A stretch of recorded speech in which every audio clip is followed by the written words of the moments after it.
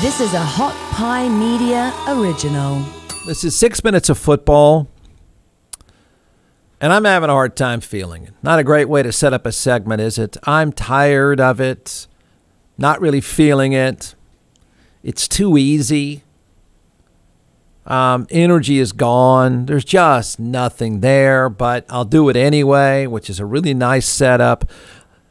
The Texas football program has hit rock bottom again. This one might be the worst. It's the worst in recent memory, let's put it that way.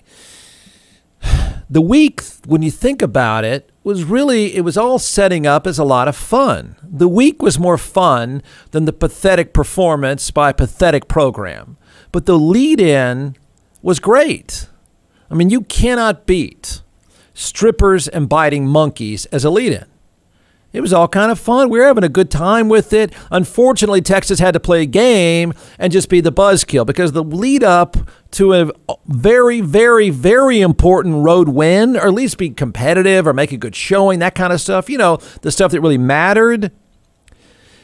But the lead-in was fantastic. Pole assassin, biting monkeys, Steiner Ranch. That was pretty cool. And then the football team went and ruined it. So the week was hard to beat. I think it goes without saying that a decent showing by the Texas program was, kind of important too. They were awful. For Texas, it was almost exactly what you would expect and what you would think not is a must-win, would just be a must decent performance. That's all people really expected at this point, so you're not all that surprised. They were blown out by Iowa State. Blown out. Non-competitive. That's an Iowa State program that, and I'm being generous when I say this, that is probably 1/5 of the Texas football budget, probably closer to 1/10 of the Texas football budget. That Iowa State program that blew them out because Iowa State is better than Texas in every facet of the game, in every way. They're just better. There's no excuse that Texas has. The guy across from them that plays for Iowa State is just better than everyone at Texas. They're that much better. It wasn't a freakish score. It's an accurate score because the program that's 1/10 of the Texas budget is just better in every way. Just like, to be honest, Baylor is better, Oklahoma State is better, Oklahoma is better, Arkansas is better, Iowa State is much, much better than Texas. They're 30 points better, kind of thing, maybe even more. So the Texas program, for those that haven't noticed, and I think people have probably moved on, don't care, but it's at its lowest point in 10 years. That's not an exaggeration. It's terrible again. It's lifeless again. And it's a paper tiger again. Somewhere, and you have to think about this, and I thought about it watching that embarrassing ass kicking that Texas took. I couldn't help but think somewhere there's Tom Herman out there cashing really, really big University of Texas checks. He's got to be laughing. He got fired and he was on a win streak. Not a losing streak, not a demoralizing, you're whipped every single week because you're not very good kind of thing. He was on a win streak and got fired. He's got to be laughing. I mean, he's cracking up over this. You fired me for this? He was winning. Okay, just want to point it out. So, like most decent teams, Iowa State, I'm not saying anything that's rocket science, Iowa State was able to shove Texas around. They just get shoved around. You don't have to make football complicated. Remember, when the guy across from you can shove you around, you're in trouble. John McClellan is the co-founder and creator of ATX Hot Sauce in all 50 states, now in several retail outlets as well. So we're going to turn it over to the social media rock chef superstar, and we're going to walk through a few sauces and why you should buy. We've done beet heat, so we're second in line now for the tasting. Don't forget, everyone, go to atxhotsauce.com. So here we go. All right, so this one is our smoked habanero 5-pepper. We smoke habaneros with ancho, Is that going to hurt? This one? No, Yeah. This one's actually really, really good. Okay. This is like your traditional tapatía, but without the vinegar in it, right? And because of that fermentation process that we've talked about all the time. This one is great on sandwiches, pizzas, things like that. Great on hot wings. I think you're going to really like this one too, especially the smoky flavor with the adobe chipotle and the smoked habaneros. We actually smoked the habaneros before we. Does that go with the cab? This would not go with the cab. This would go with the great Chenin Blanc, though. I teed you up with that one. Yeah, yeah.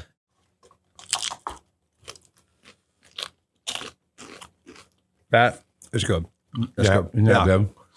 It's just classic take. Well, it's a new take on a classic item. So it's called smoked habanero 5-pepper. All right, don't forget One of my favorites. Don't forget atxhotsauce.com. They shoved Texas around, and by the middle of the third quarter, even early in the third quarter, it was game over. Texas had pretty much tapped out again. That's it. Please let me out of here. Please stop it. So they had tapped out. You don't have to be a football genius to figure out that when you have more missed tackles than yards, it's a bad thing. When you have more missed tackles than points, it's never going to end well. Texas had 6 yards in the third quarter.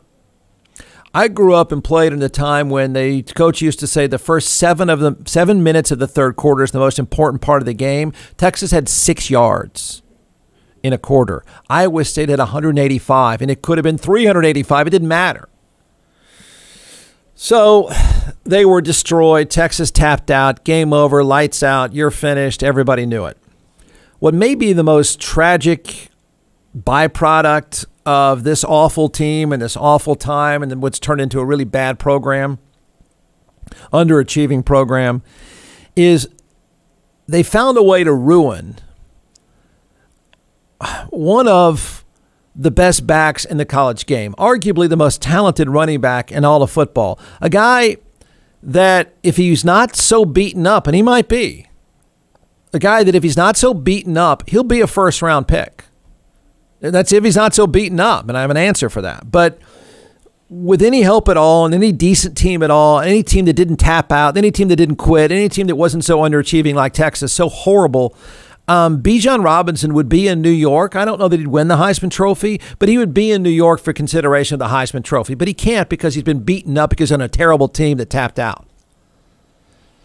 So instead of him being in New York, he's crawling in and out of a medical tent at various times during the Iowa State beatdown because he's been beaten senseless and injured twice during the game. So if there's nothing else to take out of the game other than the obvious fact that Texas just sucks, is that this guy needs to stop. Like, as in, I'm done. As in, I'm not putting that helmet back on. I don't need this anymore kind of thing. I'm not a big advocate of that, except in his case, there's nothing to be gained by being beaten down week in and week out by playing on a terrible team. He's done his part. It's time to go on and earn a paycheck, and he's going to earn that paycheck by not getting his face kicked in by playing for a terrible team with a terrible offensive line. It's not healthy. The guy fumbled twice, which he doesn't do. He's injured multiple times, which is rare. He's in and out of that medical tent, and at some point I'm watching saying, take the helmet off, kid. Say I'm done. You guys tapped out. I'm tapping out. It's time to get paid.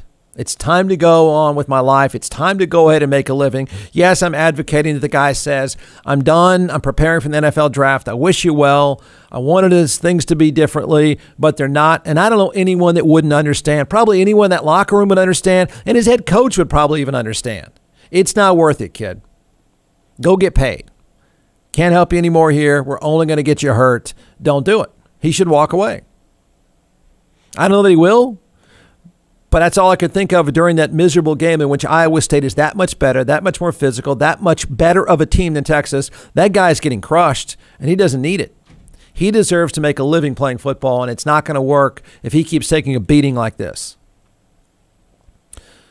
So that's the only takeaway from it, other than the fact that it's plainly obvious they're at their worst point in 10 years. Steve Sarkisian, the new coach, do I want to blame him for everything? I don't know. He can tinker with quarterbacks all he wants, and that can maybe be a deflection, all anyone wants. It doesn't really matter. But even that position, probably because of his tinkering, and I can't blame him because it's all bad. It's all bad. Even that position is a mess. So nothing really matters. The year's a waste. They're done. It's over. Nobody really wants to see any more of it. Nobody really can care anymore.